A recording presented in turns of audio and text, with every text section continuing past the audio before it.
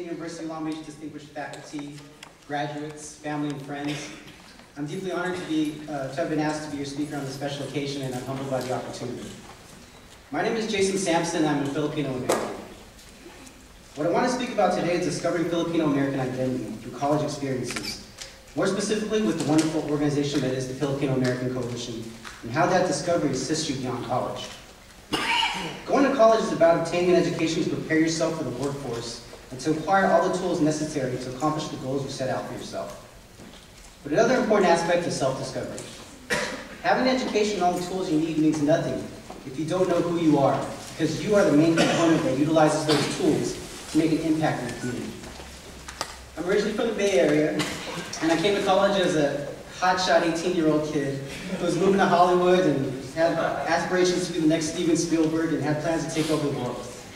And Cal State Long Beach was my avenue to get there.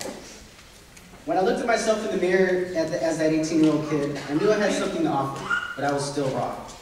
I knew that there was a treasure buried deep inside me, and I knew that I needed to find out what that was before my time here was over. When I started at Long Beach, I immediately joined one of the One Nation organizations, Zeta Phi Rho. To fill in some color, One Nation consists of 3 umbrella Greek organizations with PAC at the head of them, and they act as a support network for each other here on campus. Well, I joined Zeta Phi Rho, and I was strategically sucked into the One Nation organizations, and all of a sudden I was in class 5 hours a day, and at meetings and various events for 4 hours the rest of the day. You get so sucked in that at some point you look around and wonder, how the heck did I end up at this Kappa Psi Epsilon gong ceremony with a bunch of girls wearing all black and really funky skits? Am I still? Yeah, I'm still here. I gave my heart and soul to Zeta Phi Rho for my first few years here, and while I stayed active with them, I shifted gears my last couple of years and got heavily involved in PAC. And to be perfectly honest, please don't tell any of the Zetas in the room, my most impactful years were the last 2 years that I devoted to PAC.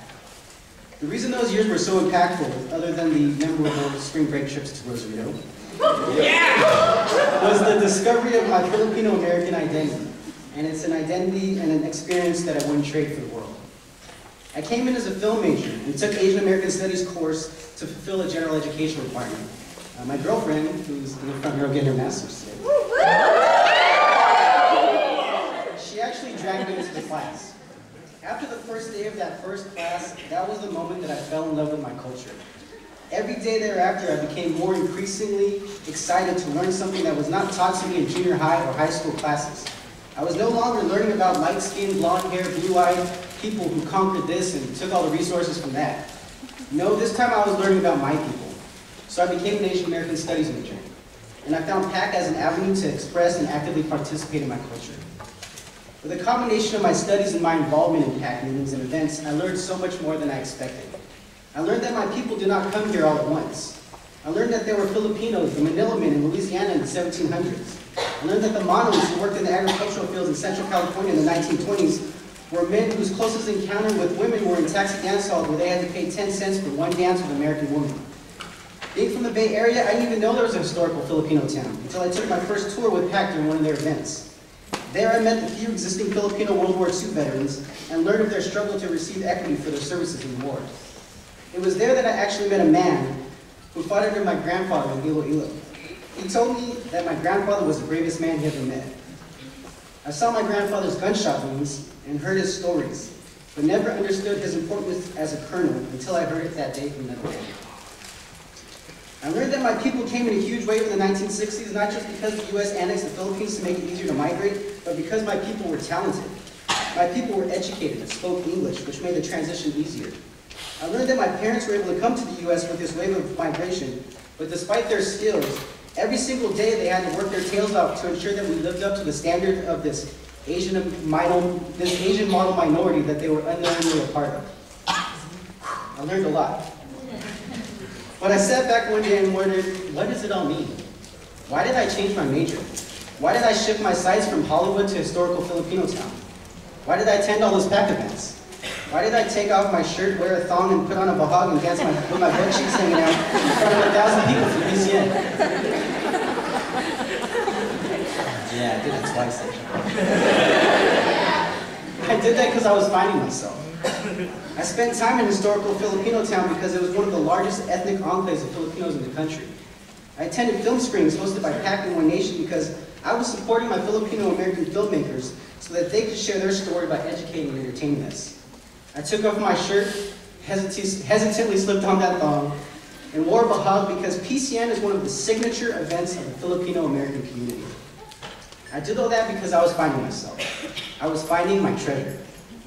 I found that I am not Filipino, I am not American, I am Filipino-American. And that part of my identity was not found until I came here.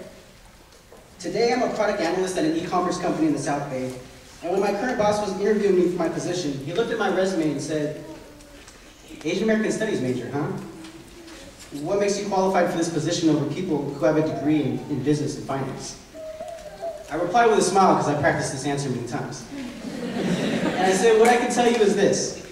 I know who I am. I spent my time studying the history of Asian Americans to gain an understanding of the struggles and adversity that was faced in order to get me here today in this seat, interviewing with you for an opportunity to impact this company. That understanding makes me more of a complete individual than any other candidate you're interviewing. So while I may not be as qualified on paper, I bring you someone who is absolutely confident in the core of himself. He paused, looked at me, and said, Jason, that's a fantastic answer. But really, what makes you more qualified? So I went on, gave my spiel, and I was eventually hired. And he came to me a few days after I started and said, I don't quite understand everything you spoke about, but I chose to take a chance on you because what I do understand is that you know who you are as a strong individual. I'll take personality and character over skill set any day. So because of that strong sense of self, my boss took a chance on me, and I hope it's paying off now. What he does not understand is what I learned here. It is what you graduates have learned here. You have invested time and energy into not only getting your education, but in learning about your culture. You may not even realize how much you have learned because college is such a whirlwind that you haven't had any time to reflect. But trust me, you'll realize one day how much you learned.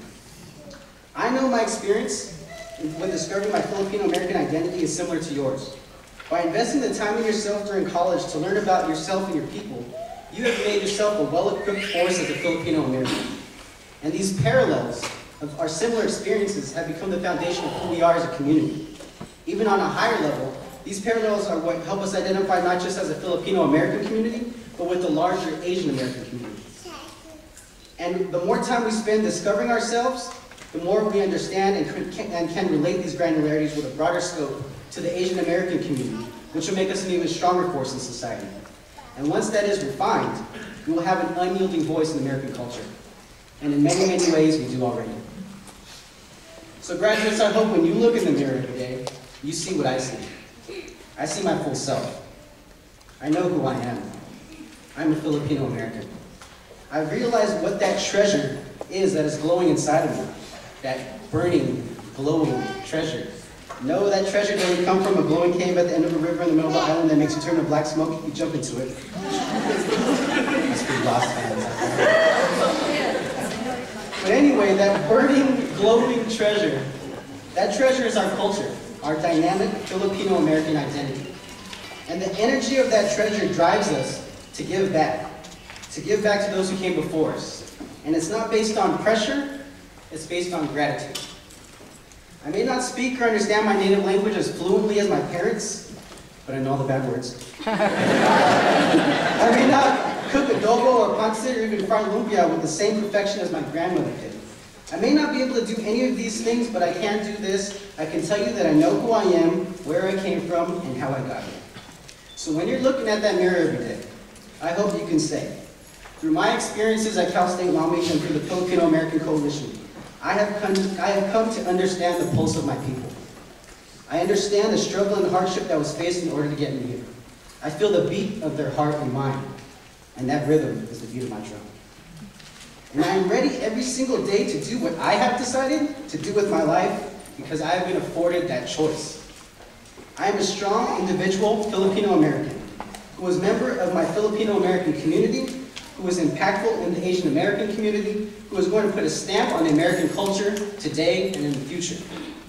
Looking in the mirror every day, I hope to work just as hard and sacrifice just as much as my grandparents and my parents did, so that one day, my children will have the same opportunity that I have today, here on this stage, at Daniel Recital Hall at Cal State Long Beach to stand here and say, thank you for helping me find my treasure. Thank you for helping me find out who I am. I hope that's what you see. Thank you.